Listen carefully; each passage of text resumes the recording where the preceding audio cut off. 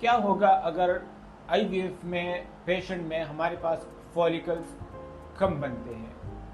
देखिए, बात ये नहीं है कि आपके फॉलिकल्स कितने बनते हैं, बात ये है कि उन फॉलिकल्स की क्वालिटी कैसी है। तो quality is much better than quantity. अगर तो क्वालिटी और क्वांटिटी दोनों इकट्ठे हो जाते तो बहुत अच्छी बात है, लेकिन अगर ना हो तो क्वालिटी जो है वो क्वांटिटी से बहुत बेहतर चीज़ है। ठीक है, अब क्या कर सकते हैं, क्वालिटी में हम क्या कर सकते हैं और क्वांटिटी में हम क्या कर सकते हैं। देखिए, क्वांटिटी की जब बात आती है तो क्वांटिटी के साथ तो आप कुछ नहीं कह सकते। हाँ, आप ये है कि आप 2 3 4 महीने के लिए साइकिल को वो डिले कर ले। आप ऐसे मेडिसिन को, ऐसी चीज़ों को हम डाल लेते हैं कि उनकी ओवरीज की जो ओवरऑल हेल्थ होती है वो अच्छी हो जाए। अब बात यह है कि अगर तो हमने क्वालिटी अच्छी करनी है, ठीक है ना, साथ में क्वांटिटी भी अच्छी करनी है, तो उनमें 2 3 फैक्टर्स हैं जो अफेक्ट करते हैं। उनमें सबसे पहले ये है कि एज। अब एज एक ऐसा चीज़ है जो जिसको हम चेंज नहीं कर सकते हैं। ठीक है, एज मरीज की जितनी भी एज है वो एज है, आप एज को रिवर्स नहीं कर सकते।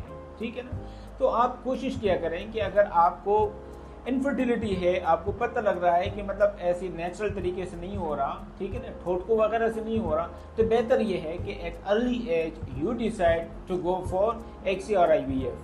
पहली बात। दूसरी बात, जो हमारे रूटीन की अब बात होती है ना, पेशेंट जब आते हैं तो हम बहुत सारे पेशेंट को हम देखते हैं कि वो ओवरवेट होते हैं।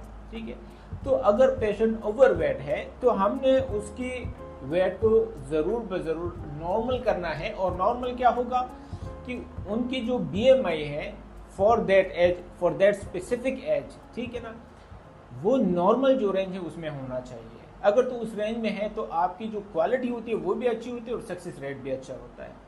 और तीसरी और आखिरी बात, डाइट। कौन सा डाइट लेना चाहिए, कौन सा डाइट नहीं लेना चाहिए।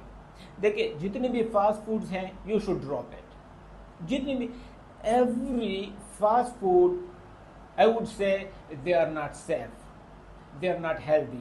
तो जितने भी फास्ट फूड्स हैं they are not healthy, आप उनको आप छोड़ दें, अपने डाइट में से निकाल लें।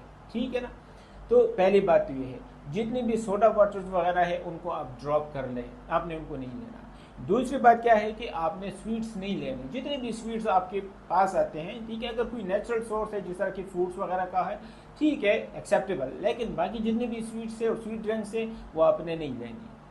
और तीसरी बात जो हम प्रॉपरली रिकमेंड करते हैं वो ये है कि आपका फूड वो जितना भी नेचुरल होगा, ऑर्गेनिक होगा, और साथ में वो जो आपका उसमें जो चीज़ें होती हैं ना, जो फ्रूट्स आपके होते हैं, ठीक है ना, जिसमें एवोकाडो वगैरह ये चीज़ें होती हैं, ड्राई फ्रूट्स होते हैं, सो आप उनको ज़्यादा इंक्लूड कर लें, वेजिटेबल्स को ज़्यादा इंक्लूड कर लें। ठीक है, इन चीज़ों से, और मीट, अच्छी क्वालिटी का जो मीट है उससे आपकी जो क्वालिटी ऑफ फॉलिकल्स होते हैं वो उसमें, मतलब जब हम एक साइकिल में होते हैं उनको ड्रॉप करते हैं, अगले साइकिल में जब पेशेंट इन चीज़ों को फॉलो करता है तो उसमें ज़मीन आसमान का फ़र्क होता है।